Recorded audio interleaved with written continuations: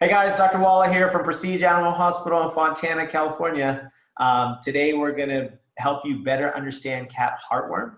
And we have some frequently asked questions that my assistant Judy is going to help me ask. And hopefully this will help you guys. So go ahead, Judy.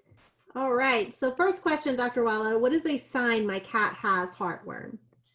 So this is a trickier question than some people may think. 80% of cats are asymptomatic from showing signs of heartworms. So basically what that means is that they will not show any clinical symptoms. So remember, 8 out of 10 cats won't show symptoms. But the ones that do show symptoms, they'll have usually more breathing issues. Kind of almost sounds like an asthma, like a wheezing or dyspnea. Could be very subtle sometimes not, a little bit more aggressive. Any panting, anytime you see a cat pant, bring them in. Cats do not pant normally, so you need to have them examined. Other things that are more extreme, it's rare, but they can have a pretty aggressive nosebleed.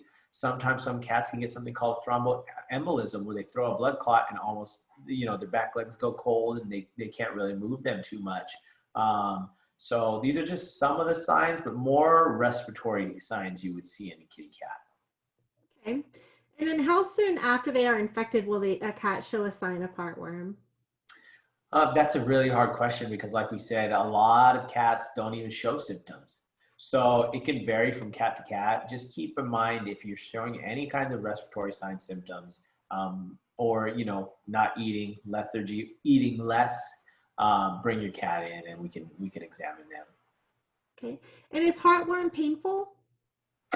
Well, that also is hard to say. The traveling of the worm itself may not be painful, but the inflammation it brings about inside the body can lead to some pain and discomfort and stress. When even people, when they can't breathe for too long, they have issues breathing, they lead to stress and anxiety. So in that aspect, it might be discomforting or painful. Yes.